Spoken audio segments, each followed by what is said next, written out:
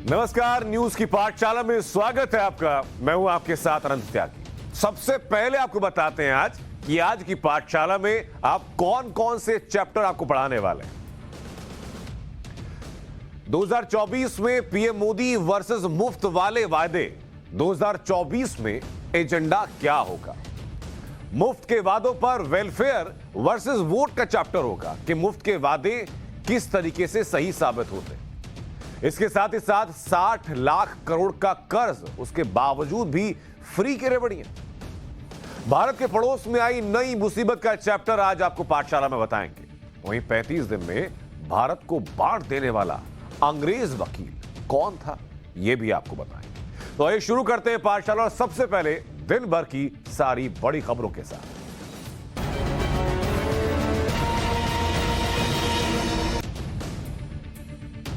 Sir तन से जुदा के नारे फिर से लगने लगे हैं। मध्य प्रदेश के खंडवा में ये नारे तब लगे जब मुहर्रम का ताजिया लेकर के लोग जा रहे थे। मध्य प्रदेश पुलिस इन नारों वाले वीडियो की जांच कर रही है। मुहर्रम के जुलूस में सर तन से जुदा के नारे उत्तर प्रदेश के जौनपुर में भी लगे। तो वहीं बीजेपी की पूर्व प्रवक्ता नुपुर शर्मा पर हमले की साजिश रचने वाले एक आतंकी को यूपी एटीएस ने गिरफ्तार किया। एटीएस यानी anti terrorist squad. Mohammad Nadeem नाम के इस संदिग्ध आतंकवादी को सहारनपुर से गिरफ्तार किया गया। पुलिस के सूत्रों के मुताबिक इसका संबंध जैश ए मोहम्मद और तहरीक तालिबान से है। संदिग्ध आतंकी मोहम्मद नदीम के चैट और वॉइस मैसेज से पता चला कि यह पाकिस्तान और अफगानिस्तान के आतंकियों के संपर्क में था। दोनों जगह संपर्क थे इसके। तो वहीं गुजरात में एक कांग्रेस विधायक के दामाद को पुलिस ने अरेस्ट किया। इस पर कार से 6 लोगों को कुचलने का आरोप है। कांग्रेस के विधायक पूनम भाई परमार के दामाद केतन पदीधार ने आनंद जिले में अपनी कार के एक ऑटो और उस बाइक को टक्कर मार दी, जिसमें ऑटो सवार 4 लोगों और बाइक सवार 2 लोगों की मौत हो गई। कांग्रेस विधायक के दामाद पर गैर इरादतन हत्या का मामला दर्ज कर लिया गया है। तो वहीं बिहार में 10 लाख लोगों को नौकरी देने की, यानी सरकारी नौकरी देने के तेजस्वी यादव के वायदे पर आज खूब बयानबाजी हुई। साल 2020 में चुनाव से पहले तेजस्वी यादव ने सरकार बनने पर 10 लाख लोगों को सरकारी नौकरी देने का ऐलान किया था। कल जब तेजस्वी से 10 लाख नौकरी पर सवाल किया, उन्होंने कहा कि सीएम बनने पर 10 लाख की बात कही थी।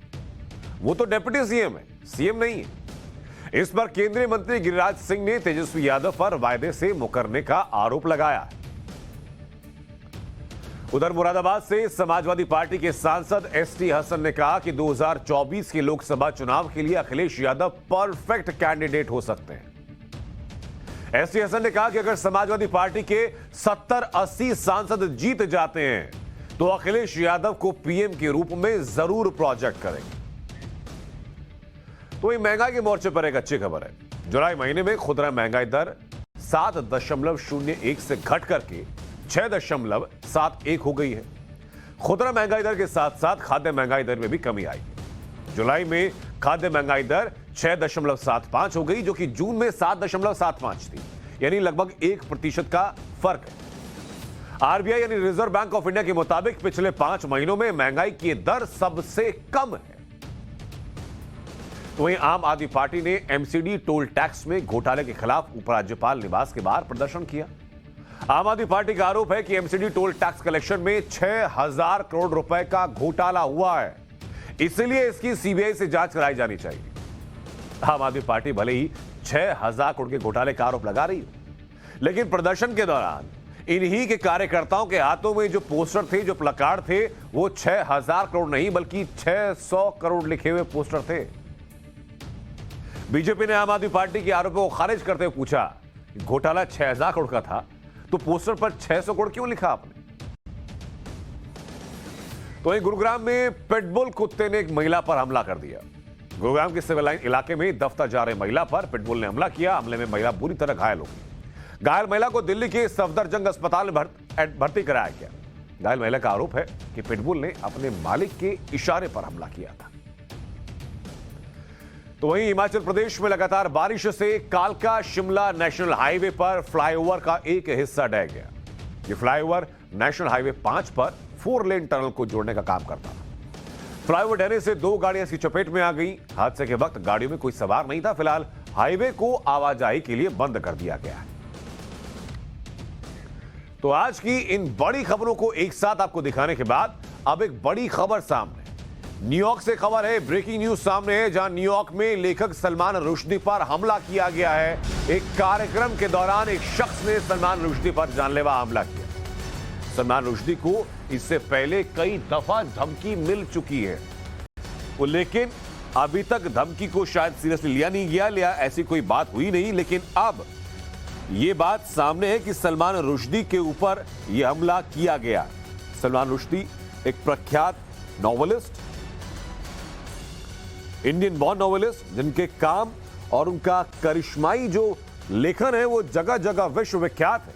लेकिन तस्वीर जरा आप देखिए न्यूयॉर्क में, जहां सलमान रुश्दी पर एक शख्स ने जानलेवा हमला कर दिया है। इससे पहले भी सलमान रुश्दी को काफी दफा धमकियां मिल चुकी हैं और बहुत जल्द टाइम्स नाउ नवभारत पर आपको हम इसकी तस्वीरों के साथ वो वीडियो भी पूरी दिखाने वाली है जिस वक्त ये हुआ है।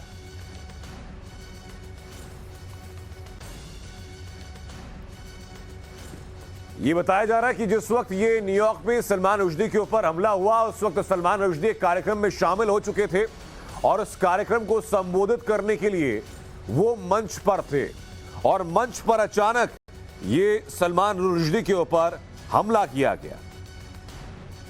सलमान रुश्दी वो लेखक जिनकी लिखावट को लेकर के 1980 के दशक से लगातार धमकियां आती रही हैं और उसके बाद वेस्टर्न न्यूयॉर्क में ये लेक्चर देने वाले थे। और ये उस वक्त की जरा वीडियो आप देखिए, ये वीडियो आप देखिए जब सलमान रुश्दी लेक्चर देने वाले थे और मंच पर सलमान रुश्दी थे और अचानक एक शख्स की तरफ से ये जानलेवा हमला किया गया है। अचानक से वहां भगदड़ मच जाती है। वेस्टर्न न्यूयॉर्क के चौटाग्वा इंस्टीट्यूशन में जैसे ही सलमान रुश्दी लेक्चर देने वाले थे तभी उनके ऊपर यह जानलेवा हमला किया गया और अचानक फिर सलमान रुश्दी वहीं जमीन पर गिर गए।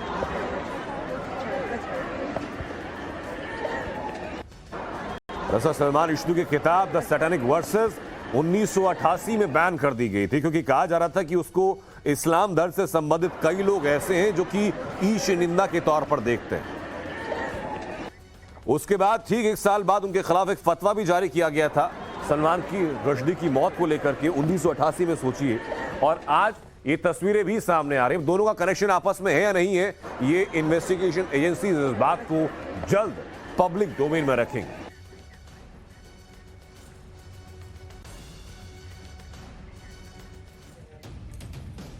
अब दिखाते हैं आपको पाठशाला में पॉलिटिकल साइंस की क्लास, जिसमें बताएंगे कि चुनाव में मुफ्त वाले वायदे 2024 के चुनाव का क्या बड़ा मुद्दा होने वाले।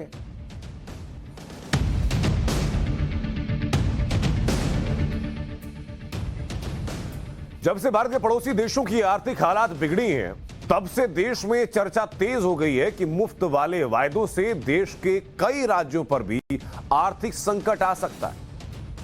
फ्रीबीज यानी मुफ्त की रेवड़ियों को लेकर देश की सबसे बड़ी अदालत से लेकर चुनाव आयोग और राजनीतिक गलियारों तक में इस पर बहस हो रही है। हाल ही में मुफ्त वाले वायदे यानी फ्रीबीज के खिलाफ प्रधानमंत्री मोदी लगातार आक्रामक होकर बोल रहे हैं। प्रधानमंत्री मोदी ने सबसे पहले रेवड़ी कल्चर के खिलाफ 16 जुलाई को उत्तर प्रदेश में बयान दिया था। तब पीएम मोदी ने कहा था कि रेवड़ी कल्चर से सावधान रहना होगा, यह देश के लिए घातक है। इससे ठीक बाद प्रधानमंत्री मोदी ने 31 जुलाई को मन की बात में इशारों में फ्री बिजली जैसे वायदों पर चिंता जाहिर की और पीएम मोदी ने कहा था कि अलग अलग राज्यों पर बिजली वितरण कंपनियों का 1 लाख करोड़ से ज्यादा का बकाया है। पावर सेक्टर से जुड़ी कंपनियों का 2.5 लाख करोड़ रुपए फंसा हुआ है। राज्य जल्द से जल्द कंपनियों का पैसा चुका दे। इसके बाद 10 अगस्त को पानीपत के कार्यक्रम में वीडियो कॉन्फ्रेंसिंग के जरिए पीएम मोदी ने फिर से मुफ्त वाले वायदों से देश को होने वाले नुकसान का जिक्र किया था। पीएम ने कहा था कि अगर राजनीति में ही स्वार्थ होगा तो कोई भी आकर के पेट्रोल डीजल भी मुफ्त देने की घोषणा कर सकता है। ऐसे कदम हमारे बच्चों से उनका हक छीन लेंगे, देश को आत्मनिर्भर बनाने से रोकेंगे। ऐसी स्वार्थ भरी नीतियों से देश के ईमानदार टैक्स पेयर का बोझ बढ़ता जाएगा। आपको एक बार सुनना चाहिए कि प्रधानमंत्री मोदी ने कैसे फ्रीबीज के खिलाफ आक्रामक रुख अख्तियार किया था। ये नीति नहीं, अनीति है। ये राष्ट्रहित नहीं, ये राष्ट्र अहित है। ये राष्ट्र निर्माण नहीं, राष्ट्र को पीछे धकेलने की कोशिश है। तो एक तरफ पीएम मोदी आक्रामक है तो दूसरी तरफ आम आदमी पार्टी भी हमलावर है। प्रधानमंत्री मोदी ने अपने बयानों में किसी पार्टी का नाम तो नहीं लिया, लेकिन आम आदमी पार्टी को लगता है कि प्रधानमंत्री उन्हें निशाना बना रहे हो, इसीलिए अरविंद केजरीवाल भी फ्रीबीज पर लगातार प्रेस कॉन्फ्रेंस कर रहे हैं। 16 जुलाई को अरविंद केजरीवाल ने कहा था कि देश के बच्चों को मुफ्त और अच्छी शिक्षा देना, मुफ्त इलाज करवाने को मुफ्त की रेवड़ियां बांटना नहीं बल्कि इस देश की नींव रखना कहते हैं। फिर 8 अगस्त को अरविंद केजरीवाल ने प्रेस कॉन्फ्रेंस की और फिर कहा कि देश में एक पार्टी सिर्फ और सिर्फ परिवारवाद पर चलती है, दूसरी पार्टी दोस्तवाद पर, जो अपने दोस्तों के कर्ज माफ करती है। आजादी की 75वीं वर्षगांठ पर आइए प्रण लें कि अब परिवारवाद और दोस्तवाद बंद करेंगे। अब केवल भारतवाद होगा। अब सरकारी पैसा केवल जनता पर यानी आप पर और हम पर खर्च होगा। रेवड़ी कल्चर पर बीजेपी और आम आदमी पार्टी इस वक्त आमने सामने है, लेकिन बाकी पार्टियां भी सियासी जंग में कूद पड़ी। कांग्रेस ने बीजेपी से सवाल किया और कांग्रेस ने पूछा कि पब्लिक सेक्टर बैंक की तरफ से फिर पिछले 5 सालों में दी गई 5,80,000 करोड़ की फ्रीबीज पर चर्चा आखिरकार कब होगी। रेवड़ी कल्चर पर आरजेडी सांसद मनोज झा ने संसद में कहा कि ज्यादातर राज्य सरकारें भी यही मॉडल अपना रही है। करोड़ों का विज्ञापन देकर के यह बताया जाता है कि सरकार जनता को मुफ्त में यह चीज दे रही है या वो चीज दे रही है। ऐसा नहीं है कि सरकार जनता को कुछ में मुफ्त में नहीं दे रही, जनता सभी चीजों के लिए पैसा दे रही है। पीएम मोदी के रेवड़ी कल्चर वाले बयान पर अखिलेश यादव कह चुके हैं कि रेवड़ी बांटकर थैंक यू का अभियान चलाने वाले सत्ताधारी अगर युवाओं को रोजगार दें तो वो दोषारोपण संस्कृति से बच सकते हैं। रेवड़ी शब्द असंसदीय तो नहीं है। यानी कुल मिलाकर के रेवड़ी कल्चर के मुद्दे पर राजनीति हो रही है, लेकिन कोई पार्टी खोलकर यह नहीं कह रही कि रेवड़ी कल्चर बंद होना चाहिए और सबको मिलकर के साथ बैठकर इसका समाधान निकालना चाहिए। सिर्फ पीएम मोदी लगातार कह रहे हैं कि इस रेवड़ी कल्चर को बंद करना चाहिए, क्योंकि इस रेवड़ी कल्चर से देश को बड़ा नुकसान होगा। रेवड़ी कल्चर के खिलाफ सुप्रीम कोर्ट में भी सुनवाई चल रही है। इस पर कल ही सुप्रीम कोर्ट सख्त टिप्पणी कर चुका है। सुप्रीम कोर्ट की तरफ से कहा गया कि मुफ्त सुविधाएं देने वाले चुनावी वायदे एक गंभीर मुद्दा है, इससे अर्थव्यवस्था को नुकसान हो रहा है। कुछ लोग कहते हैं कि भारत कल्याणकारी राज्य है और जिन्हें मुफ्त की सुविधाएं मिल रही हैं उनके वो हकदार हैं, लेकिन कुछ लोग कह सकते हैं कि वो टैक्स देते हैं और टैक्स की रकम का इस्तेमाल विकास कार्यों में होना चाहिए। इससे पहले 3 अगस्त को हुई सुनवाई में भी सुप्रीम कोर्ट ने सख्त रुख अपनाया था। मुफ्त के वायदे करना अतार्किक है, गंभीर समस्या है। इन दिनों हर किसी को मुफ्त वाले वायदे करने हैं, कोई भी राजनीतिक दल इसे बंद नहीं करना चाहता। कोर्ट ने कहा कि हम सिर्फ इसे एक ऐसी समस्या नहीं देख रहे जो चुनाव के वक्त होती है, हम इसे देश की आर्थिक सेहत से जोड़ करके देख रहे हैं। रेवड़ी कल्चर के खिलाफ याचिका पर सुनवाई करते हुए सीजेआई एनवी रमन्ना ने अपने ससुर से जुड़ा एक किस्सा सुनाया। वो किस्सा क्या था बताते। सीजेआई ने बताया कि उनके ससुर एक किसान है और कई साल पहले वो बिजली का कनेक्शन चाहते थे, लेकिन सरकार ने नए बिजली कनेक्शन पर रोक लगा दी। उन्होंने मुझसे पूछा कि क्या वो कुछ कर सकते हैं। इस पर सीजेआई ने कहा कि कानून की नीति है। उसके बाद एक दिन सरकार ने फैसला लिया और जिन लोगों का अवैध बिजली कनेक्शन था उन्हें नियमित कर दिया गया। कतार में लगे लोगों को छोड़ दिया गया, जिसके बाद वो अपने ससुर को कोई जवाब दे नहीं पाए। सीजेआई एनवी रमन्ना ने एक और किस्सा बताया। उन्होंने कहा कि जहां वो रहते हैं वो घर सरकारी, वहां वो एक ईंट नहीं बढ़ा सकते क्योंकि नियमों का उल्लंघन होगा, लेकिन उनके आसपास घरों में अवैध निर्माण होता गया। लोगों ने कई फ्लोर बना लिए। सीजे ने कहा कि इससे हम क्या संदेश दे रहे हैं। लेकिन सवाल यह भी है कि जो आम लोगों के जहन में कौंधेगा कि रेवड़ी कल्चर पर इतनी चिंता क्यों जताई जा रही है, उसको आपको एक आंकड़ों के जरिए मैं समझाता हूं कि यह चिंता आखिरकार क्यों है और फ्रीबीज पर सुप्रीम कोर्ट में डाली गई एक याचिका में क्या बताया गया। उस याचिका को जरा आप सुनिए और उस याचिका का अगर आप कंटेंट देख लेंगे तो आपको समझ में आ जाएगा कि आखिरकार क्या परेशानी। सुप्रीम कोर्ट में जो याचिका डाली गई उसमें क्या कहा गया, ये देखिए। अब आपको पॉइंट 1.2 तरीके से बताता चलता हूं। सबसे पहले राज्यों की देनदारी की बात होती है कि भाई राज्यों पर कुल देनदारी कितनी है, क्योंकि अगर आपके पास उधार नहीं होगा, आप खुद में आर्थिक तौर पर सक्षम होंगे तभी तो किसी को चीज मुफ्त में देंगे। ऐसा तो है ना कि उधार लेकर आप घी पिएंगे, आम कहावत है। तो राज्यों पर कुल देनदारी कितनी है या कुल उधार, इसको लिख लीजिए कि कितना उसको देना है अलग अलग संस्थाओं को, कह लीजिए कुल मिलाकर कितना बैठता है। वो बैठता है, रकम देखिएगा, 60 लाख करोड़ रुपए। ये कुल देनदारी है राज्यों पे, और ये वही राज्य हैं जो कि फ्रीबीज बांटने में कहीं पीछे नहीं हटते। अब इन्हीं राज्यों का बाइफर्केशन कर लीजिए कि किस किस राज्य पर कितनी आती है। तो सबसे पहले आप बात कर लीजिए उत्तर प्रदेश की। उत्तर प्रदेश पर कुल कितनी देनदारी है? उत्तर प्रदेश पर 6.68 लाख करोड़ की देनदारी।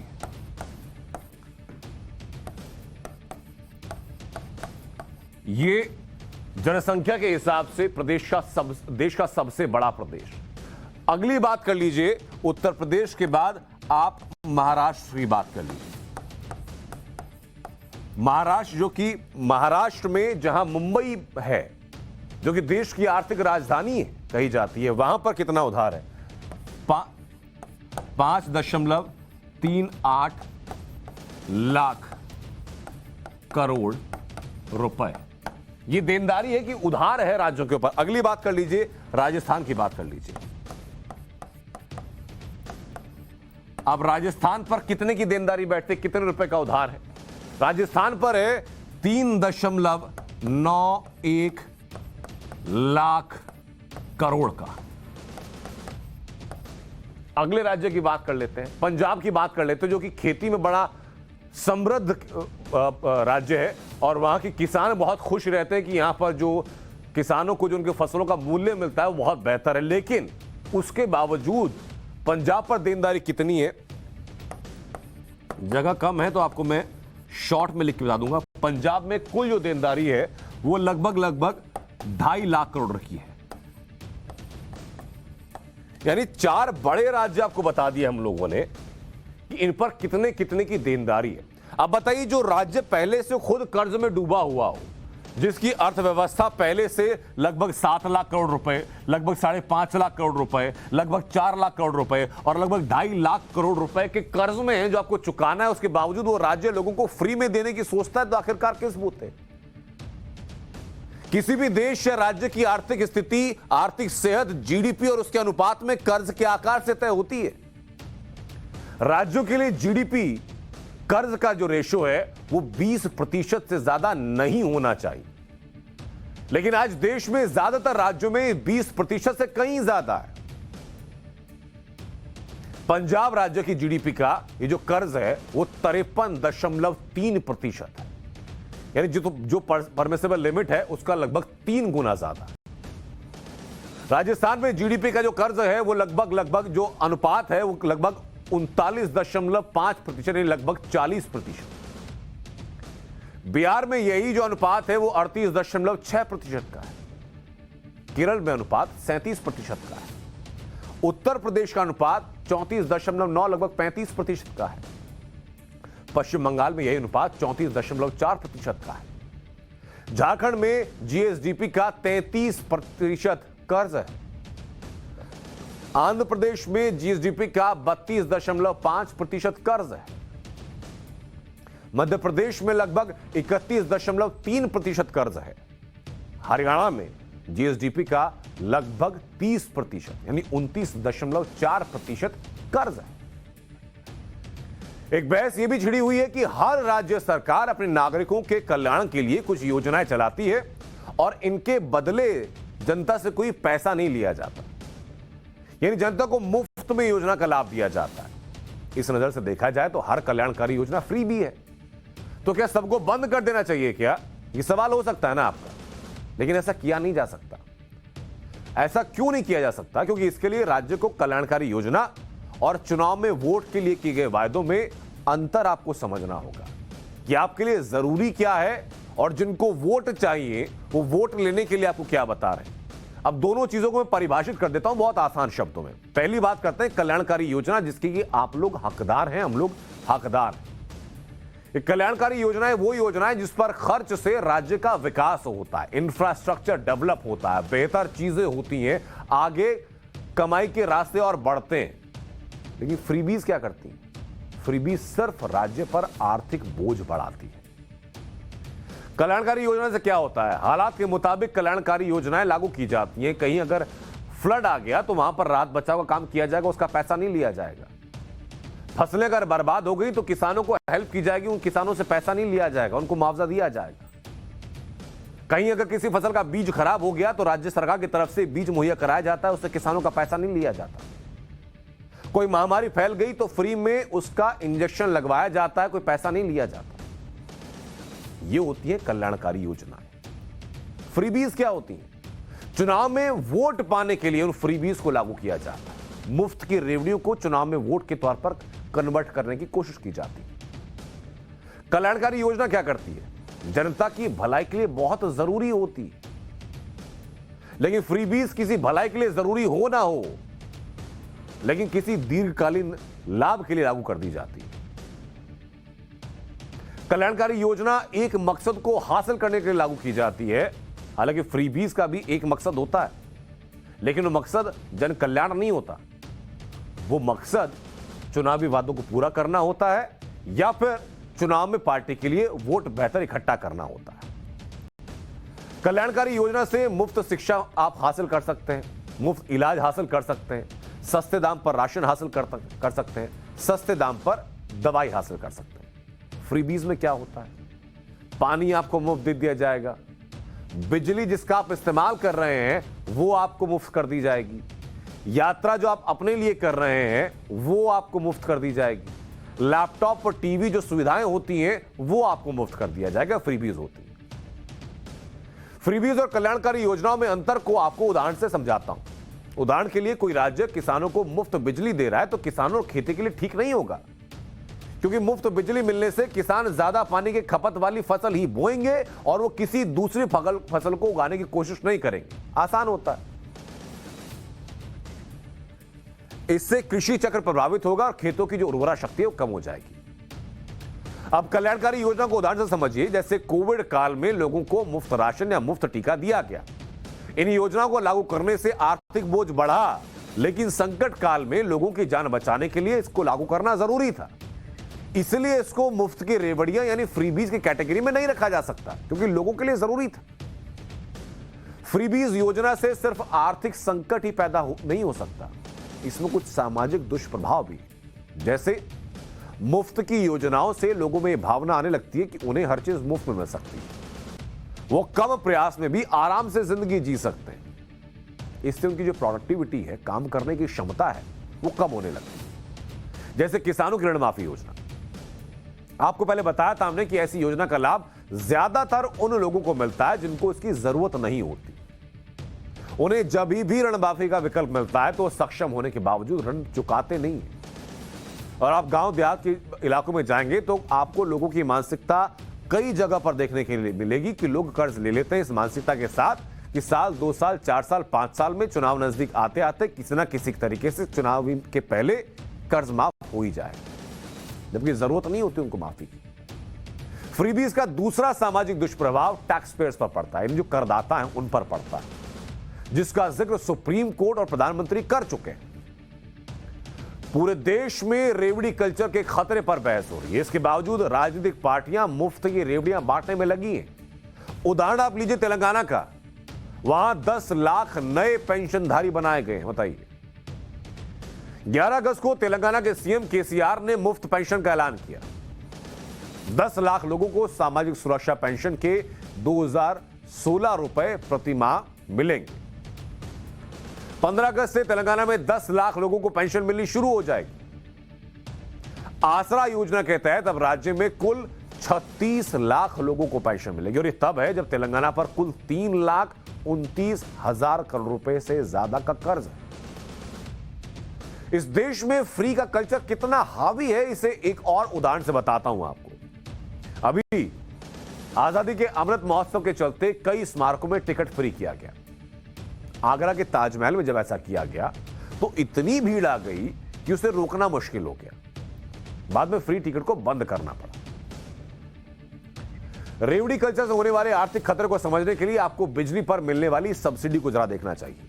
ऊर्जा मंत्रालय के मुताबिक देश में 27 ऐसे राज्य हैं जो बिजली पर सब्सिडी देते हैं और बिजली पर इनकी सब्सिडी का कुल खर्च साल 2020-2021 में 1,32,000 करोड़ रुपए था। इन 27 राज्यों में से सिर्फ 5 राज्य ऐसे थे जिन्होंने 3 साल तक अपनी बिजली सब्सिडी बिल को बढ़ाया नहीं, जबकि बाकी राज्यों का बिजली सब्सिडी बिल बढ़ता गया। अकेले दिल्ली का सब्सिडी पर खर्च 2018-19 से 2021 के बीच 85% बढ़ गया। सिर्फ 3 राज्य हैं, मध्य प्रदेश, राजस्थान और कर्नाटक, जिनका कुल सब्सिडी बिल 48,000 करोड़ था। गोवा, केरल ने ही 2020-21 में बिजली पर सब्सिडी देना शुरू किया। हालात ये कि खुद पीएम ने राज्यों से कहा कि पावर सेक्टर की कंपनियों की हालत खराब है। बिजली कंपनियों का राज्यों पर 2.5 लाख करोड़ रुपए बकाया है, जिसका जल्द से जल्द भुगतान होना चाहिए। लेकिन फ्रीबीज वाली पॉलिटिक्स में अभी तक कोई जवाबदेही नहीं थी। लेकिन अब मोदी सरकार ऐसा प्लान कर रही है जिसके बाद राजनीतिक दलों को मुफ्त के वायदों की फंडिंग पहले बतानी होगी। इसके मुताबिक अब क्या होने जा रहा, समझिए जरा। अब अगर कोई राज्य सरकार फ्री बिजली या फ्री पानी का वादा करती है तो उसे बताना होगा कि भाई इसके लिए पैसा कहां से लेके आएगी, फंडिंग कहां से होगी। मुफ्त बिजली, मुफ्त पानी के वादों को पूरा करने के लिए बजट में प्रावधान रखना होगा। खाली बजट से पहले या वोट के दौरान आपको वादा करने से बात नहीं बनेगी। ऑफ बजट कर्ज लेकर के मुफ्त के वादों को पूरा नहीं किया जा सकेगा, क्योंकि ऑफ बजट कर्ज राजकोषीय घाटे में शामिल नहीं होते। कई राज्य सरकारें कर्ज लेकर के मुफ्त के वादों को पूरा कर देती हैं।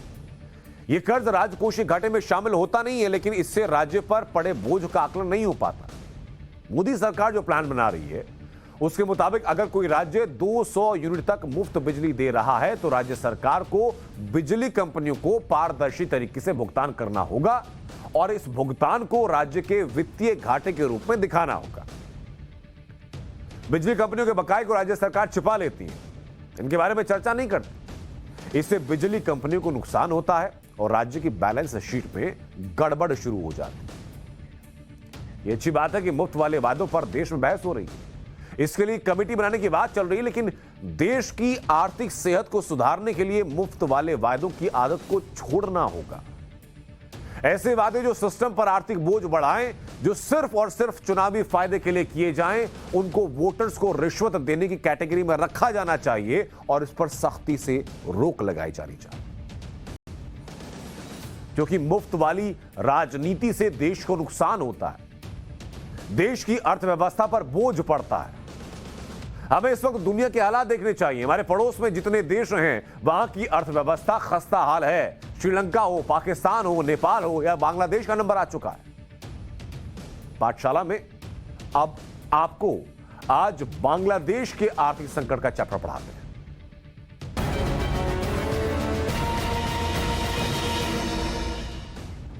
तो बांग्लादेश में लगातार विरोध प्रदर्शन हो रहे हैं। वहां पर महंगाई चरम पर है, जरूरी चीजों के दाम बढ़ गए, अर्थव्यवस्था मुश्किल में, और इसलिए पेट्रोल डीजल के दाम बढ़ाने पर बांग्लादेश में पेट्रोल डीजल के दाम 50% से ज्यादा बढ़ाए गए तो वहां पर हंगामा शुरू हो गया। इसके खिलाफ पिछले 4 से 5 दिन से बड़े प्रदर्शन किए जा रहे हैं। बांग्लादेश ने 5 अगस्त को पेट्रोल और डीजल के दाम बढ़ाए थे। वहां पेट्रोल की कीमत 86% प्रति लीटर थी, जब 51% बढ़कर के 130% प्रति लीटर हो चुकी है। ऑक्टेन पेट्रोल की कीमत 89% प्रति लीटर थी, अब 51.7% बढ़कर के 135% प्रति लीटर हो चुकी है। डीजल की कीमत 80% प्रति लीटर थी, अब 42.5% बढ़कर के 114% प्रति लीटर हो चुकी है। केरोसिन की कीमत 80% प्रति लीटर थी, अब 42.5% बढ़कर के 114% प्रति लीटर पर है। पेट्रोल डीजल की कीमत 50% से ज्यादा बढ़ाने पर बांग्लादेश के ऊर्जा मंत्री नसरुल हामिद का कहना है कि बांग्लादेश पेट्रोलियम कॉरपोरेशन लगातार घाटे में। इस साल जुलाई तक 8 अरब टका यानी 667 करोड़ रुपए का नुकसान हुआ है। रूस यूक्रेन युद्ध के चलते अंतर्राष्ट्रीय बाजार में तेल की कीमत बढ़ गई है। नई कीमतों का भार सभी लोग नहीं उठा सकते, लेकिन हमारे पास कोई और विकल्प नहीं था। लोगों को धैर्य रखना होगा। वैश्विक कीमतें गिरने पर देश में तेल की कीमतों में बदलाव किया जाएगा। बांग्लादेश में महंगाई के चलते बिजली सप्लाई पर भी असर हो रहा है। रोजाना घंटों की बिजली कटौती हो रही है, जिसके चलते बिजनेस प्रभावित हो रहा है, लोगों का व्यापार प्रभावित हो रहा है। लगातार हो रहे पावर कट से लोग परेशान हैं और सरकार के खिलाफ सड़कों पर उतर रहे हैं, रैली कर रहे हैं, प्रदर्शन कर रहे हैं। बांग्लादेश के कई शहरों में दिन में 13-14 घंटे बिजली काटी जा रही है। लोग हाथ में पोस्टर लेकर के, हाथ में बैनर लेकर के बिजली कटौती के खिलाफ प्रोटेस्ट कर रहे हैं। कई शहरों में प्रदर्शनकारियों और पुलिस की झड़प हो चुकी है, इसमें कई लोग घायल हुए। बिजली कटौती से बांग्लादेश की इकोनॉमी किस तरह प्रभावित हो रही है, आपको जरा बांग्लादेश की गारमेंट इंडस्ट्री का एक उदाहरण देते हैं। गारमेंट इंडस्ट्री बांग्लादेश की इकोनॉमी की रीढ़ है। बांग्लादेश के कुल एक्सपोर्ट का 80% यानी $34 बिलियन गारमेंट इंडस्ट्री से आता है। सारे बड़े ग्लोबल फैशन ब्रांड्स बांग्लादेश में कपड़े बनाते हैं। बिजली संकट के चलते गारमेंट एक्सपोर्ट कम हो गया है। हर दिन 3 से 4 घंटे जनरेटर प्रयोग करना पड़ रहा है। महंगे पेट्रोल के चलते जनरेटर का खर्च ज्यादा आ रहा है। पहले से यूक्रेन रूस युद्ध के चलते ग्लोबल संकट बना है। ऐसे में ब्रांडेड कपड़ों की ग्लोबल डिमांड भी नहीं बढ़ पा रही। महंगाई के चलते लोग अपनी रोजमर्रा की जरूरतें पूरे करने में लगे हैं। ऐसे में महंगे और ब्रांडेड कपड़े कौन खरीदेगा। बांग्लादेश में कई गारमेंट फैक्ट्रीज कम समय के लिए काम कर रही हैं, तो कई फैक्ट्रीज हफ्ते में सिर्फ 3 दिन खुल रही हैं। प्रदर्शन और राजनीति के बीच बांग्लादेश के संकट के मुख्य कारण क्या हैं, यह आपको समझा देते हैं। बहुत आसान भाषा में, बहुत आसानी से समझ जाएंगे आप। दरअसल बांग्लादेश में विदेशी फंड पर कई मेगा प्रोजेक्ट चल रहे हैं। काम में देरी से मेगा प्रोजेक्ट की जो लागत है बढ़ती जा रही है। उदाहरण के तौर पर पद्म पुल, nuclear plant, Dhaka metro rail, ये ऐसे ही मेगा प्रोजेक्ट है।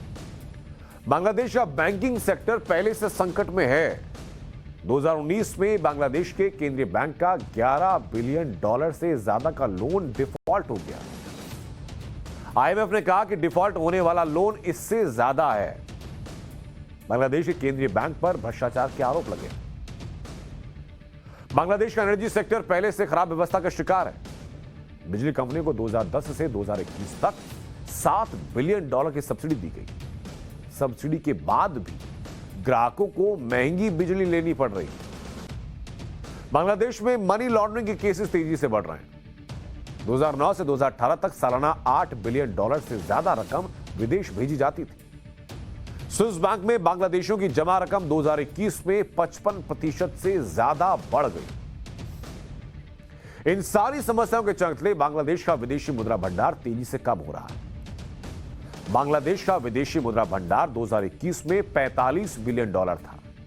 2022 में विदेशी मुद्रा भंडार $39 बिलियन तक आ गया। बांग्लादेश के पास 4 महीने के इंपोर्ट बिल के लिए पैसे बचे। डॉलर के मुकाबले 3 महीने में बांग्लादेश का टका 20% गिर चुका। विदेशी मुद्रा भंडार कम होने के चलते बांग्लादेश ने कई जरूरी चीजों के आयात पर रोक लगा दी, लेकिन उसके बाद भी बांग्लादेश का व्यापार घाटा रिकॉर्ड लेवल तक बढ़ रहा है। बांग्लादेश का व्यापार घाटा यानी ट्रेड डेफिसिट $33 बिलियन तक पहुंच चुका है। बांग्लादेश में एक्सपोर्ट की तुलना में इंपोर्ट ज्यादा तेजी से बढ़ रहा है। व्यापार घाटे को कम करने के लिए कई प्रोडक्ट्स के आयात पर रोक लगा दी गई। वॉशिंग मशीन, एसी, एसयूवी और फ्रिज की आयात पर रोक लगा दी गई। सरकारी अधिकारियों के विदेशी दौरों पर रोक लगा दी गई। वो प्रोजेक्ट रोक दिए गए जिसमें विदेशी सामानों की जरूरत होती है। महंगाई के दौर में तेजी से कम होते विदेशी मुद्रा भंडार के चलते बांग्लादेश की सरकार अब इंटरनेशनल संस्थाओं से मदद की गुहार लगा रही है। बांग्लादेश ने आईएमएफ से $4.5 बिलियन का बेल आउट पैकेज मांगा। वर्ल्ड बैंक से बांग्लादेश ने $1 बिलियन की मांग की है। एशियन डेवलपमेंट बैंक यानी एडीबी से भी $1 बिलियन की मांग की गई। जापान इंटरनेशनल कॉरपोरेशन से $1 बिलियन की मांग की गई। बांग्लादेश पर इस वक्त 8,51,000 करोड़ टका से ज्यादा का इंटरनेशनल कर्जा है। इसका ब्याज भी समय पर देना होता है और उसके लिए डॉलर की जरूरत होती है। अनुमान यह है कि 2030 तक बांग्लादेश को $5.15 बिलियन सालाना सिर्फ ब्याज देना होगा।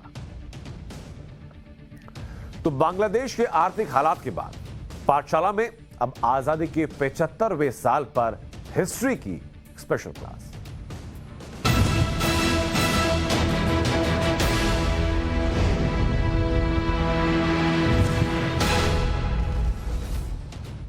अगस्त 1947 को भारत के बंटवारे में करीब 1 से 1.5 करोड़ लोग विस्थापित हुए। करोड़ों लोग अपने घरों को छोड़कर उस बॉर्डर के एक तरफ से दूसरी तरफ गए। जो बॉर्डर एक अखंड भारत के बीच में 1947 में खींच दिया गया, इसके सबसे बड़े विस्थापन में करीब 10 लाख लोग मारे गए थे और करीब 75,000 महिलाओं को अगवा किया गया या उनके साथ बलात्कार किया गया। भारत का विभाजन सबसे बड़ी त्रासदी थी और इतिहास की सबसे बड़ी घटनाओं में से एक था। लेकिन भारत का विभाजन किस तरह से किया गया, यह सबसे बड़ी त्रासदी था। साल 1945 के आखिर तक ये करीब करीब तय हो गया था कि भारत का विभाजन रोकना मुश्किल है और पाकिस्तान का बनना तय है। फरवरी 1947 में लंदन में तत्कालीन ब्रिटिश सरकार ने ऐलान किया कि जून 1948 तक अंग्रेज भारत छोड़ देंगे और भारत में नया वायसराय भेजा जाएगा। मार्च 1947 में लॉर्ड लुई माउंटबेटन को नए वायसराय के तौर पर भारत भेजा गया, जिन्हें ब्रिटेन से भारत को पावर हैंडओवर को देखने की जिम्मेदारी दी गई। 3 जून 1947 इस तारीख को ब्रिटेन के तत्कालीन प्रधानमंत्री क्लेमेंट एटली ने भारत के विभाजन का ऐलान किया और कहा कि जून 1948 तक सत्ता भारतीयों को सौंप दी जाए। इस बीच जुलाई 1947 को सिरिल रेडक्लिफ को भारत के विभाजन के लिए सीमाओं का निर्धारण करने के लिए भेजा। भारत और पाकिस्तान के बॉर्डर को रेडक्लिफ लाइन कहा जाता है। रेडक्लिफ लाइन उन्हीं सिरिल रेडक्लिफ के नाम पर पड़ी जिन्होंने भारत विभाजन में सीमाओं को तय किया। रेडक्लिफ इंग्लैंड में बैरिस्टर थे। अंग्रेजों ने उस व्यक्ति को भारत के करोड़ों लोगों का भाग्य तय करने के लिए भेज दिया, जिस व्यक्ति ने पहले कभी भारत को देखा नहीं था। सिरिल रेडक्लिफ अपने जीवन में कभी भारत आए नहीं थे, न भारत के बारे में अच्छे से जानते थे। रेडक्लिफ 8 जुलाई 1947 को भारत आए और 5 हफ्ते में सीमा निर्धारण करके वापस इंग्लैंड चले गए। भारत और पाकिस्तान के बीच रेडक्लिफ लाइन खींचने के अगले दिन रेडक्लिफ इंग्लैंड चले गए और वापस भारत कभी नहीं आए। रेडक्लिफ पंजाब और बंगाल की उन जगहों पर कभी नहीं गए जहां भारत और पाकिस्तान की सीमा रेखा तय करनी थी। भारत में जुलाई की उमस के बीच सिरिल रेडक्लिफ शिमला में 20 से 22 डिग्री तापमान के बीच करोड़ों लोगों की किस्मत तय कर रहे थे। रेडक्लिफ ने पंजाब और बंगाल के 2 सीमा आयोगों की अध्यक्षता की। रेडक्लिफ को यह बात पता नहीं थी कि पंजाब और बंगाल कहां हैं। रेडक्लिफ के पास समय भी नहीं था कि वो सीमा रेखा खींचने से पहले उन जगहों को देखने जाते, क्योंकि अंग्रेजों ने उन्हें जल्द से जल्द सीमा निर्धारण करने के लिए कहा था। हालांकि उन्होंने इस बीच थोड़ा समय निकालकर मिलिट्री प्लेन से उत्तर भारत के कुछ इलाकों का हवाई सर्वेक्षण किया था। 8 जुलाई को भारत आए रेडक्लिफ ने 9 अगस्त 1947 को बंगाल और पंजाब को 2 हिस्सों में बांटने वाले फाइनल प्लान को लेकर अपने सौंप। रेडक्लिफ ने जो सीमाएं तय की उसका ऐलान आजादी के 2 दिन बाद 17 अगस्त 1947 को किया गया। भारत के इस तरह के विभाजन से जो हिंसा हुई उसमें रेडक्लिफ बहुत दुखी थे। कहते हैं कि उन्होंने अपने पेपर जला दिए, 40,000 रुपए की फीस लेने से मना कर दिया और भारत छोड़ दिया और वापस कभी लौट कर नहीं आए। सिरिल रेडक्लिफ ने 1976 में वरिष्ठ पत्रकार कुलदीप नैयर को दिए इंटरव्यू में कहा था कि उन्होंने भारत को करीब करीब लाहौर दे दिया था, लेकिन कुछ लोगों ने उन्हें बताया कि अगर लाहौर भी भारत के पास चला जाएगा तो पाकिस्तान के पास कोई बड़ा शहर नहीं बचेगा। क्योंकि कलकत्ता भारत को देने का निर्णय पहले ही कर लिया गया था। इसी इंटरव्यू में रेडक्लिफ ने कहा था कि उन्हें काम करने के लिए इतना कम समय मिला कि वो अच्छे से सीमा निर्धारण नहीं कर पाए। अगर उन्हें 2 या 3 साल का वक्त दिया जाता तो शायद बेहतर सीमा निर्धारित करते वो। तो हिस्ट्री के क्लास के बाद पाठशाला में अब मोदी सरकार की चीन पर इकोनॉमिक स्ट्राइक का चैप्टर, जिससे चीन को तगड़ा नुकसान होगा।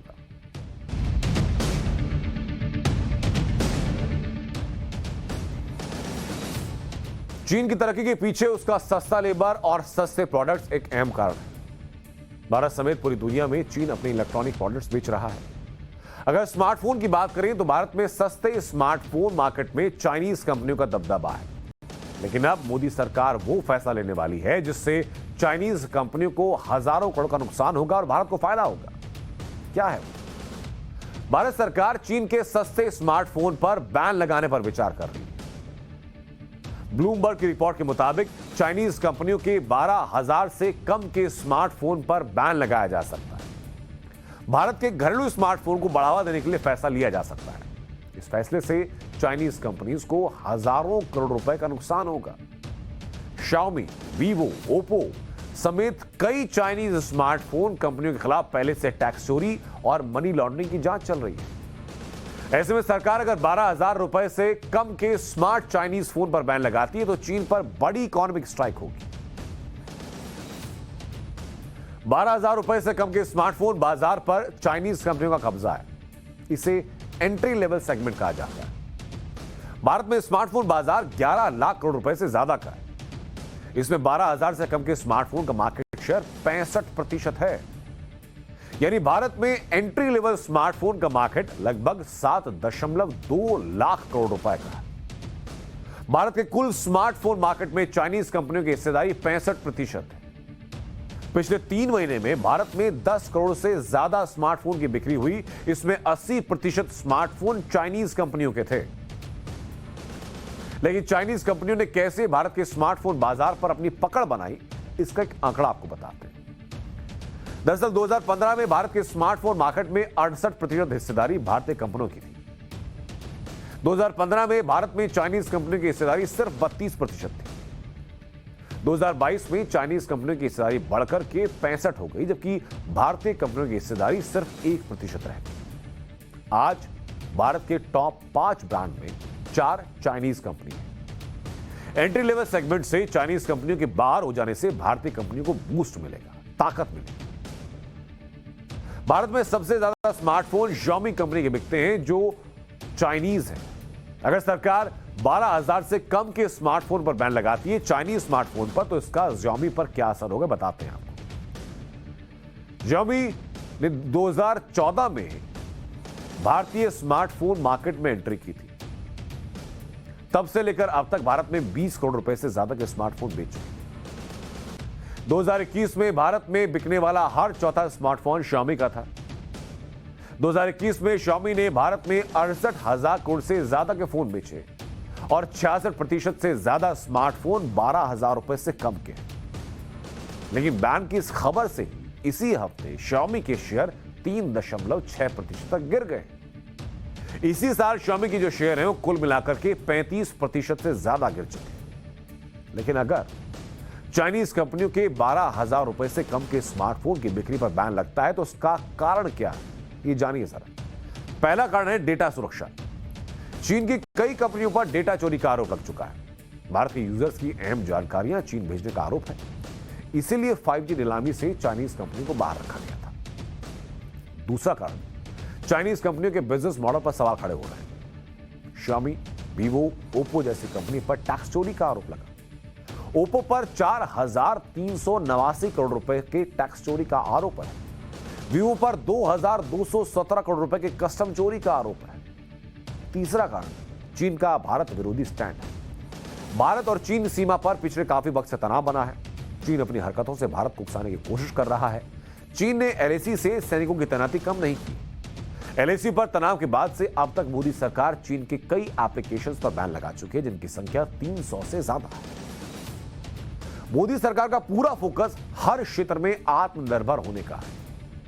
स्मार्टफोन मार्केट से चाइनीज कंपनियों का दबदबा खत्म होने का सीधा फायदा भारतीय कंपनियों को मिलेगा, क्योंकि भारत में 75 करोड़ से ज्यादा स्मार्टफोन यूजर हैं, जो 2026 तक का प्रेडिक्शन है कि 100 करोड़ तक हो जाएगा। भारतीय कंपनी को क्वालिटी के साथ साथ कीमत पर ध्यान देना होगा। भारतीय कंपनियों को चाइनीज कंपनियों की तरह प्रोडक्शन बढ़ाना होगा। इसके अलावा मोदी सरकार कुछ ऐसे भी फैसले लेने वाली है जिनसे इंडियन स्मार्टफोन मार्केट की तस्वीर बदल जाएगी। कॉमन चार्जर के मुद्दे पर मोदी सरकार 17 अगस्त को अहम बैठक करने वाली है। इसमें स्मार्टफोन, लैपटॉप, ईयरबड्स के लिए अलग अलग चार्जर खत्म करने पर चर्चा होगी। सरकार सिर्फ 2 तरह के चार्जर की पॉलिसी पर विचार कर रही है। स्मार्टफोन, लैपटॉप, टैबलेट, ईयरबड्स के लिए एक कॉमन चार्जर, उसके अलावा बेसिक फोन या फीचर फोन के लिए अलग अलग का चार्जर। अगर सरकार यह फैसला करती है तो उसका सीधा असर एप्पल जैसी अमेरिकी कंपनीज पर पड़ेगा। और पाठशाला में आगे बढ़ते हैं और अब बात वीडियो ब्रेकिंग के चैप्टर। सड़क पर एक युवक जान बचाने के लिए भाग रहा है। उसके ठीक पीछे 4 से 5 लोग उसे पकड़कर बेरहमी से पिटाई कर रहे हैं। देखिए कैसे ये बदमाश लड़के को शायद बेल्ट से पीट रहा है। अब इस दूसरे बदमाश को देखिए, ये दौड़ते हुए पीछे से आया और किसी नुकीली चीज से ताबड़तोड़ कई वार कर दिए। अब सड़क के दूसरी ओर भी देखिए, राह चलते लोग तमाशा देख रहे हैं। इतने में दूर की तरफ से दौड़ते हुए कुछ लोग आते हैं और वो बीच बचाव की कोशिश करते हैं। ये खौफनाक वारदात दिल्ली के मालवीय नगर की है।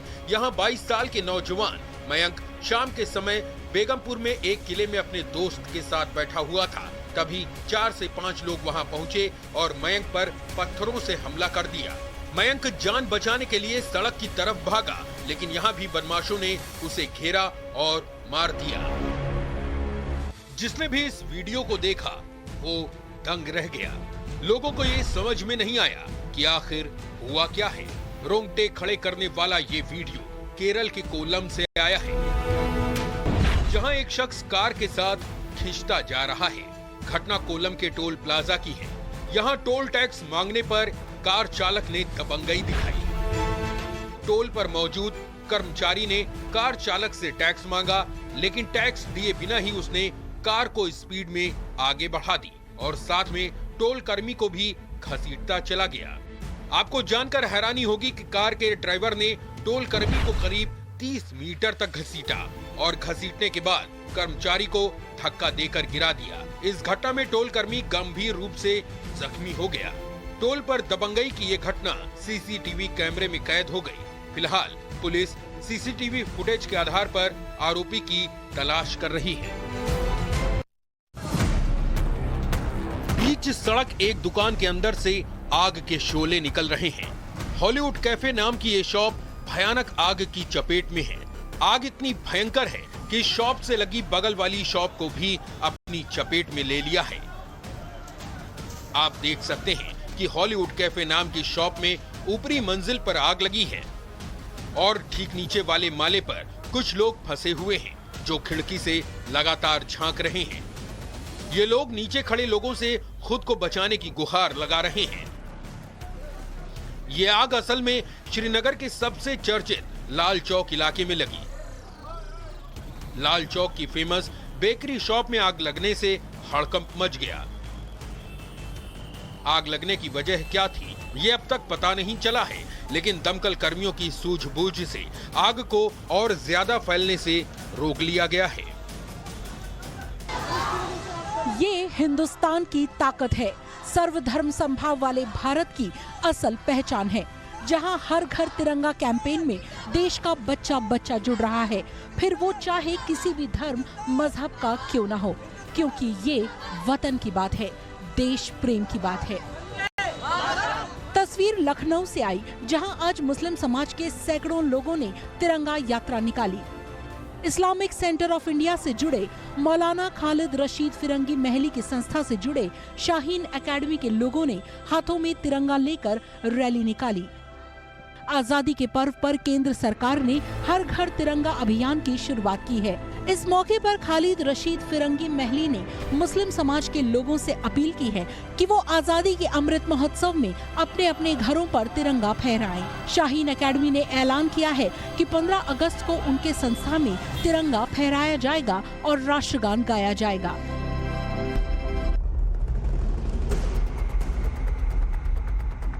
ये नजारा आइसलैंड की राजधानी रिकजवेक का है।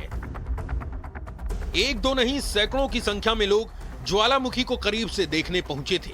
सैकड़ों की संख्या में लोग ज्वालामुखी से बहते लावे को ठीक सामने से देख रहे थे। यहां एक बड़े से इलाके में ज्वालामुखी से निकला लावा फैला हुआ है। अब यहां ठीक बीच में देखिए, लावे से शोले काफी ऊपर तक निकल रहे हैं। ज्वालामुखी के सेंटर पॉइंट से निकलते लावे के कारण धुएं का गुबार सा आसमान की ओर उठ रहा है। बहुत पहले हॉलीवुड की एक फिल्म आई थी वोल्केनो, जो एक भयानक ज्वालामुखी पर आधारित थी। आइसलैंड की राजधानी रिकजवेक में फूटे इस ज्वालामुखी का नजारा भी कुछ कुछ उसी फिल्म के जैसा है। कहा जा रहा है कि माउंट फागरा डल्स फजल नाम के इस ज्वालामुखी में ये 6000 साल में दूसरा विस्फोट हुआ है।